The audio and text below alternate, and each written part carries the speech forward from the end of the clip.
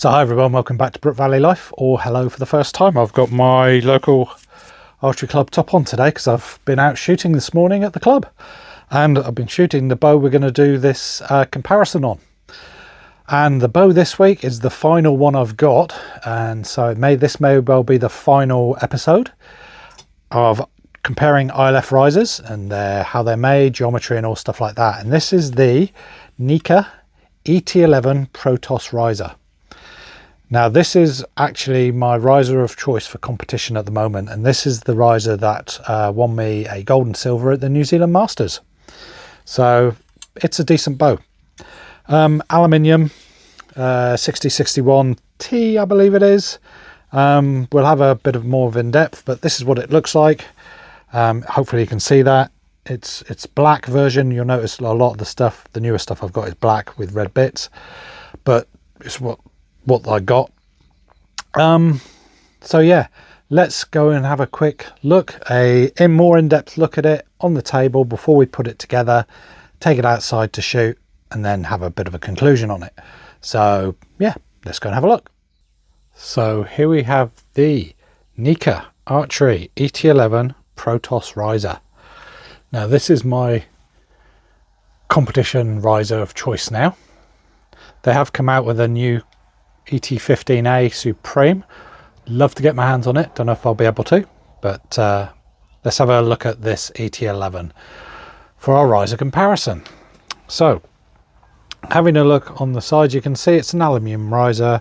It's got some machining top and bottom to allow wind to go through, and if I go close in, you'll notice that machining is really good. Excellent machining. We've got some sight holes on that side for a target sight, and we've got a hole on this side just there. Hopefully you can see just there where my nail is. Hopefully you can see that. Let me swap that over there. You can see it, and that is for your clicker. You'll notice there's a mark on there because I've just taken the clicker off there. 2 burger holes, and I've already got a stick-on rest from Nik'a and a Shibuya DX button already in set. Clicker plate, type I like. Yeah, a proper plate, and I've just moved on to a Eliza Archery clicker, supposed to be one of the loudest clickers out there. I like a loud clicker, it's carbon. I will do a review on it. Stephen Hand's the only one I believe who's done one so far. So let's have a look at what else we've got. We've got our limb pocket, and it's a push-pull. Hopefully you can see that. Limb pocket.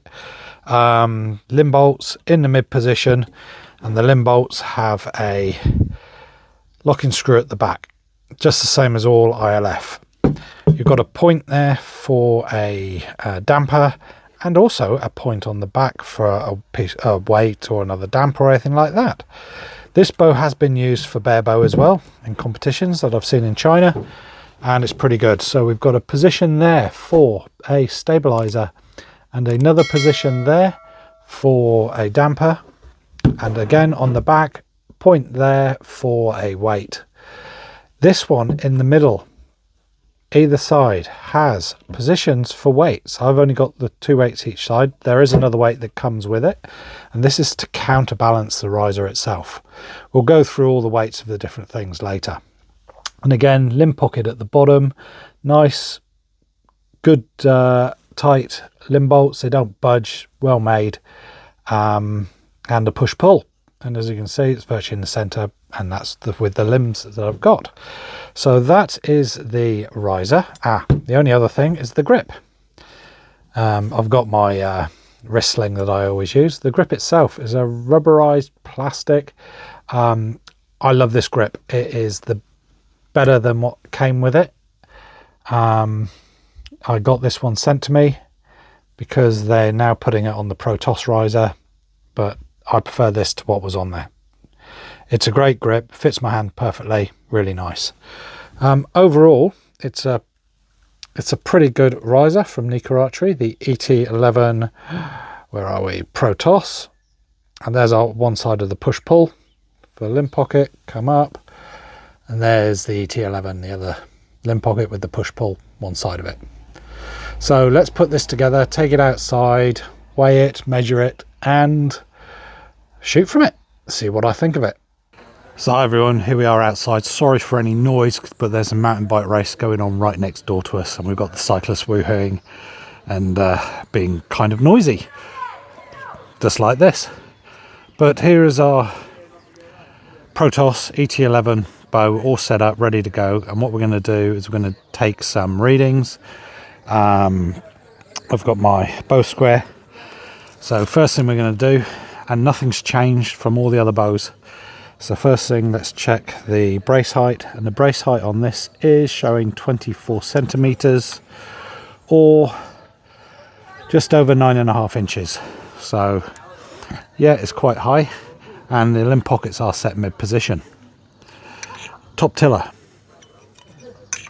Get something I can read. 19.7 centimeters. Bottom tiller. 19.7. So they're exactly the same. Again, neutral tiller, and that is 7, and that's going to be 1, 2, 3, 4, 5, 6. 19 7/8, somewhere around there anyway. So as I said, that's the dimensions. As you can see, it's a bit different to some of the other bows we've had. So now, bow scale. First things first, let's get the total weight of everything. And this will be in grams again, sorry all you Americans who don't understand grams, but I'll put it into the old style for you.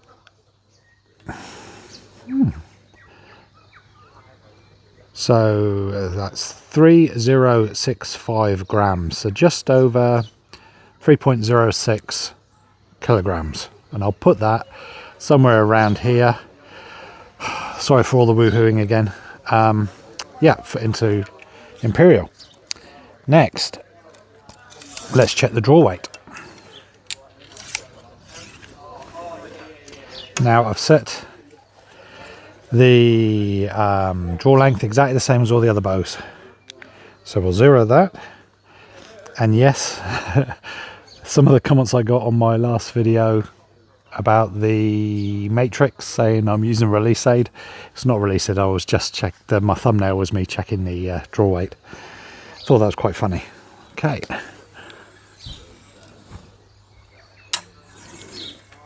13.08. Reset and reset. I'll do it 3 times as normal.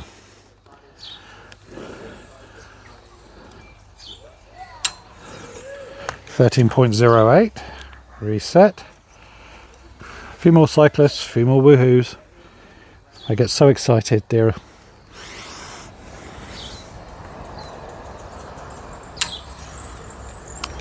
And 13.08. Perfect. So that is 3. Showing how consistent the Nik'a bow is with the Nik'a limbs.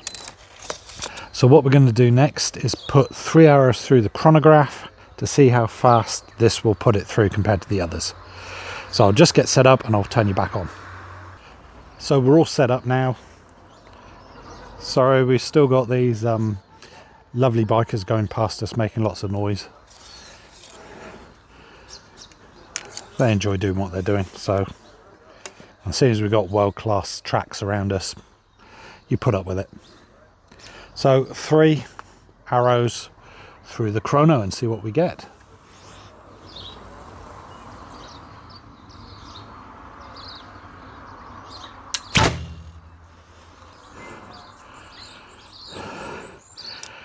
Well, that came out as 0. I hope I've got enough light. I might have to wait. Let's try again.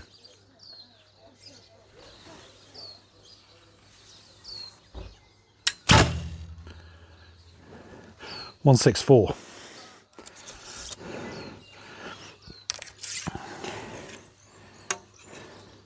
think that's one of the fastest I've had.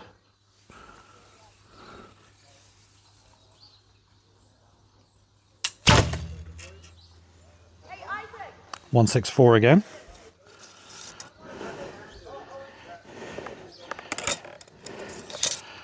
And again, sorry for any screaming you hear. Seems to be a thing for New Zealanders to scream a lot.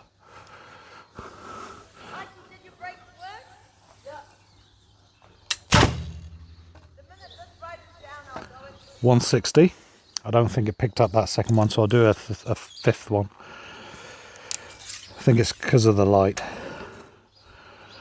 So out of 164, 160.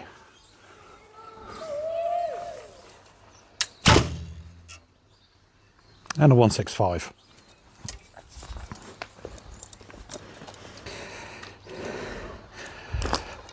So all of those that they picked up were a lot faster than what I've had through the Hoyt, through the Toe Point, through the H7 from Jangseng. I'd have to go back and check the other Nik'a bow, but for some reason this setup is putting it through the chrono a lot faster, even with the bad light. So let's take it back to 18 meters and see how she shoots and what we get. So here we are back at about 18.5, 19 meters. Camera set up that end. Let's put through these and see how they go. Sorry if there's any extra noise around.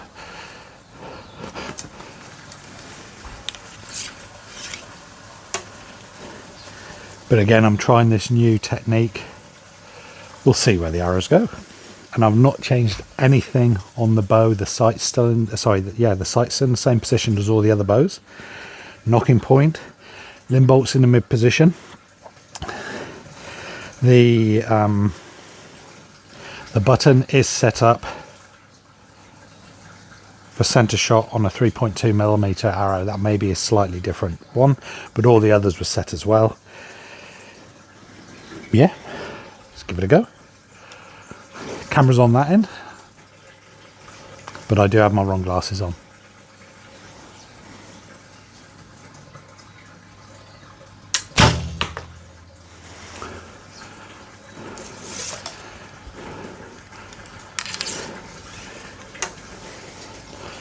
It's a bit of an overcast day today. We're in autumn now. One thing I will say, the bow is extremely quiet, very little vibration. Again, it's one of those that feels solid. Let's put a few through there.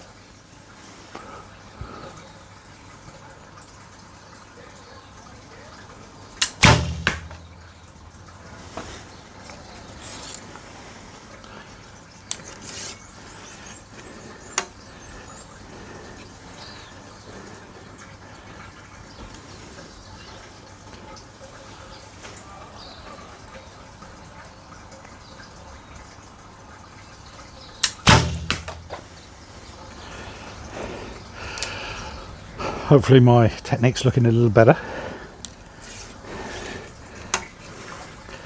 Still got to get rid of my food baby somehow. So all you who think I look fat, that's because I am.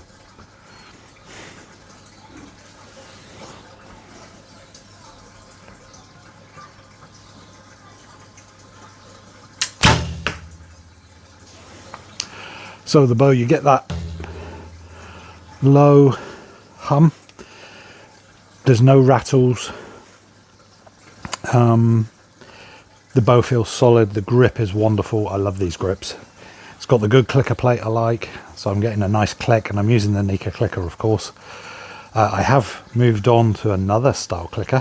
I like to mix and match, and I'll do a review on that one, and it's really loud. I like a loud clicker. That's why I went to carbon in the first place. But the riser itself, steady, solid, well made.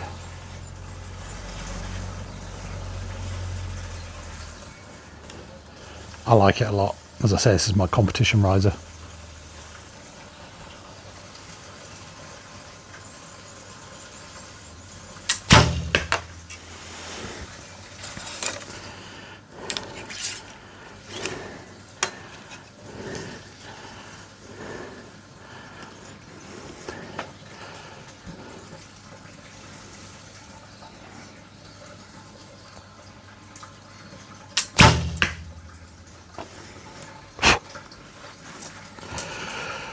What can I say? The limbs which are the N3s, and this go so well together. There's that slight hum. There's no, as I said, it's a solid riser for the price of a budget mid-range riser. Fantastic. You can't look past it, and these counterweights are really, really good for a bear bower. Yeah. I just really wish that more people around the world had come across Nik'a by now. It's a great company.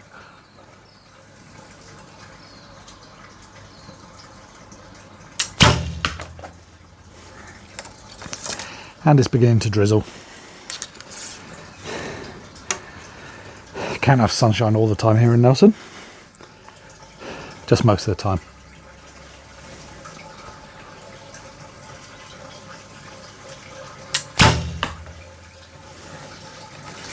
Surprising, these arrows are shooting extremely well. And again, everything's just put together. Yeah, I love it.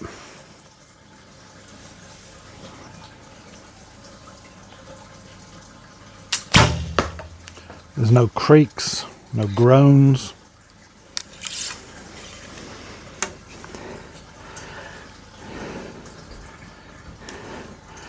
And everything I'm using on this bow is budget.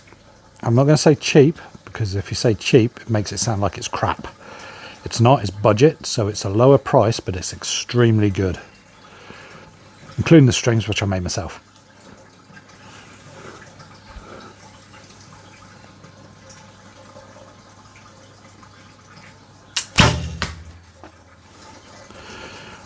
Well, that is all my flexed arrows shot. So as I said, the Nik'a stabilizers, sight, limbs, now the riser, clicker, rest. The button is a Shibuya DX, and yeah, string I made myself. So let's go down the other end and have a quick look while it's not raining too hard. So perfect timing as the cycling's just finished. But here's our group. This is an untuned bow at nearly 20 meters, and I can, if I squeeze, I can get my fingers around virtually all of them there.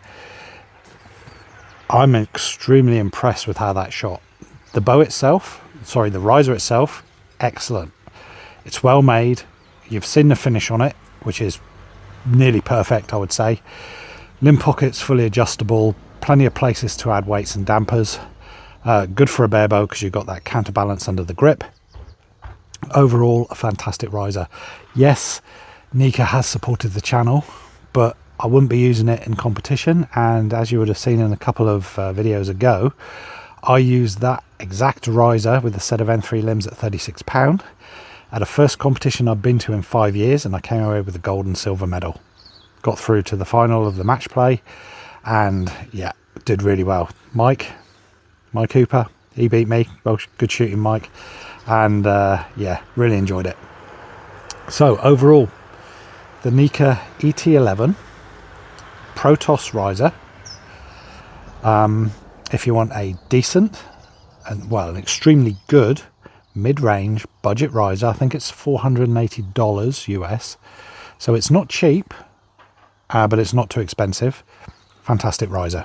If you're doing bare bow, it's one to look at.